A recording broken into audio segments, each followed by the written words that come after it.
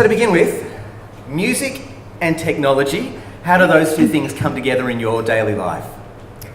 Well, I have to admit that overall, I was wondering why God made me, how He made me, and why my identity was music and technology, and how that came together for His kingdom.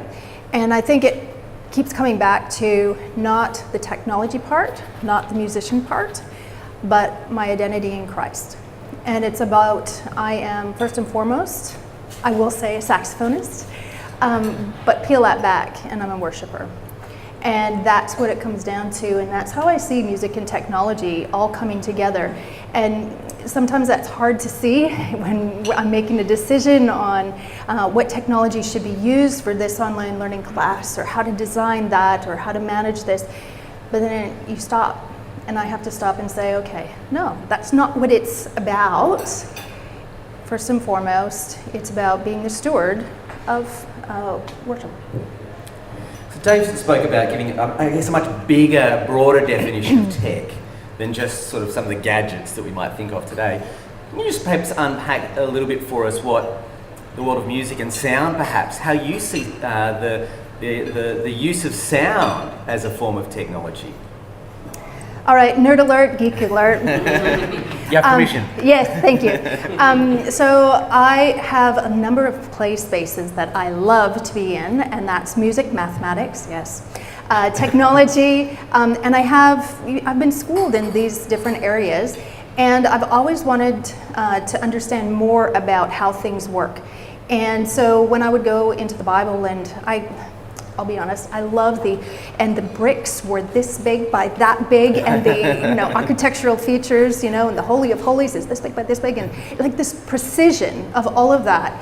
And from that point, I went and was looking at, okay, so if you've given me the abilities for music and for these places and spaces of technology and teaching people online and teaching music online, yes, you can do it. How is it that sound, and how is that important in that sphere? And so getting into the sine waves, and the fact that a sine wave never stops.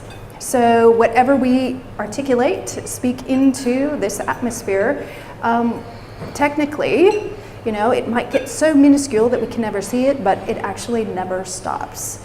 And when God spoke the world into being, that's why we're still at the rotational axis in 23.5 degrees.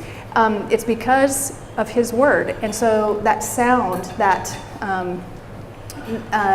the waves, the scientific nerdiness of that really got me into thinking of, wow, so we are stewards, we're responsible for these aspects. How can I, what's my place in helping other people understand about music, technology, technology as vehicle, and making us, or not making us, but developing us into who God has created us to be.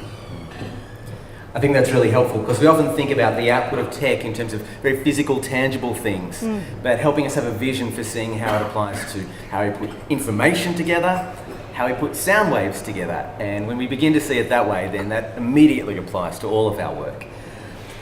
Tell me, we're all keenly aware of some of the perils of technology, but I want you to unpack something of the wonder of technology in your work. What are some of the advances in tech in the last 10 years, perhaps, that have allowed you to do things in and through your work that are wonderful in serving and blessing people that 10 years ago perhaps you couldn't do? Well, I think that, we blink and technology changes. That is a great thing, as well as it's a really challenging thing. But in the last 10, and I'll even go back 20 years, I developed the Virtual School of Music in 2006 of Nashville. And it actually came out of me flying down to Latin America and teaching with a group to impoverished people groups and teaching music. And it's expensive when you're flying down 3 times a year, and so it became using technology, Microsoft just text chat and teaching music. We can talk about that later if you want. Into audio, and then into video with audio. So I've really moved through that whole process of how do you teach in the online space something that is a very sonic, auditory, creative idea.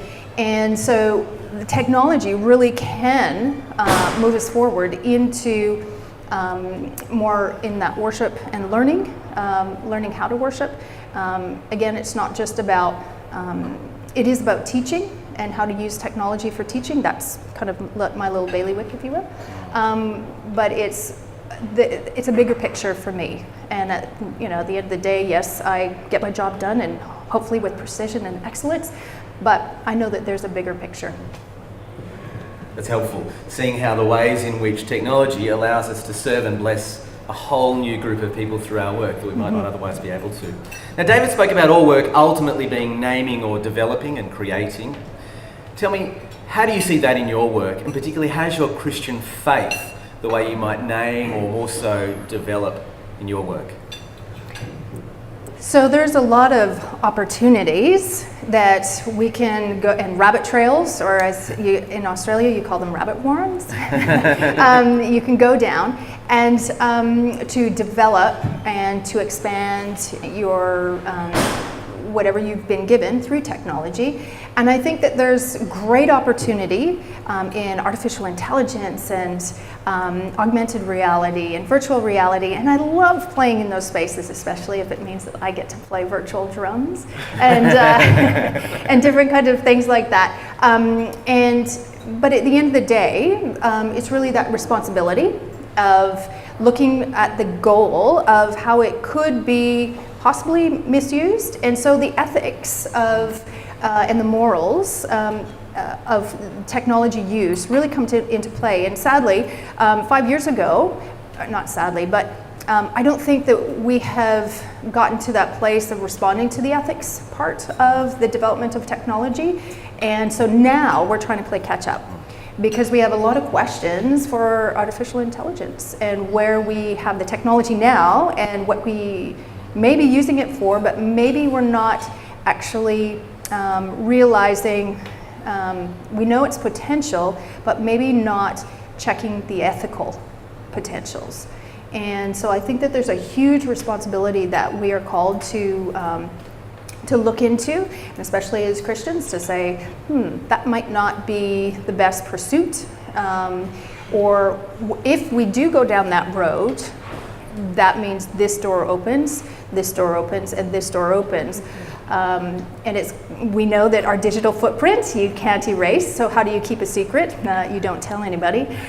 So how do you make sure that you keep responsible technology in that ethical manner? And I think that being gatekeepers, watchmen, that's our job. And so it's a very awing place of responsibility that the wonder I wonder why God put me in this position.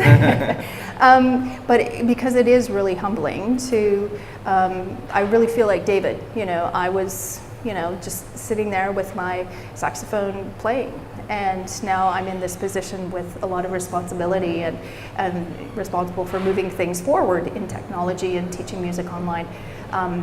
So those are those places and spaces that God calls us to those places, but He has also given us the tools along the way. And I think we need to remember that nothing is impossible, and He has particularly gifted us to be prepared and to have the opportunities, listening to His voice and knowing what doors to pursue and what ones not to. So it's definitely a check going back into the Word. I'm not going to depend on what I think. Let's go back to the original source. So having our faith shape our interaction with technology in one way by putting ourselves in those places where we can limit the harm that tech might do. Yeah. Final question for you. We want to think about how, as we live out our faith in the workplace, that might bear witness to our colleagues in some ways, of the difference that faith makes for good.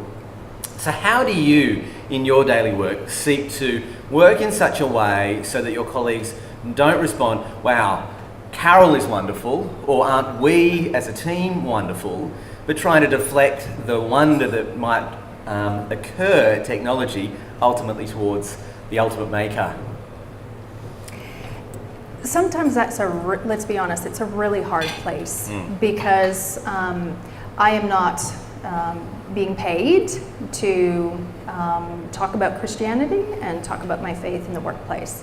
But I'm hopeful, and I know that my actions and how I go about, hopefully in excellence and precision and going above and beyond, and giving myself that high bar that people, and they have stopped and been like, that doesn't really equate with what I know with Christianity, and it opens up that doorway. I think that if we walk in the places and the spaces that God has given us, those nuggets of conversation fall into place, and we don't have to beat down a door, because the best opportunities are through relationship. And for some of them, it's been developing those over years and years. And it comes to those crisis moments when you're going to be called upon by that person who has known you for years and said, I know that you've managed this in such a way that has been really quite incredible. Could you help me? And I think it's not just technology, like that's just work in general. And I've always lived in that space, and I'm open to talk about my faith, but I'm not going to go and beat somebody over the head with it, because I don't think Jesus would do that.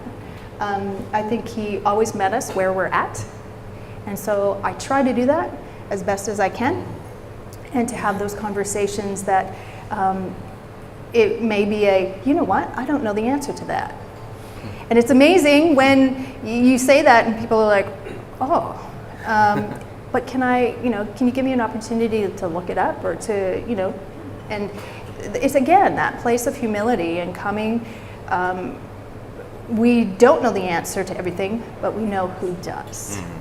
And coming from that place in space. That's great. Thank you. Would you please thank Dr. Carol Johnson? Yeah.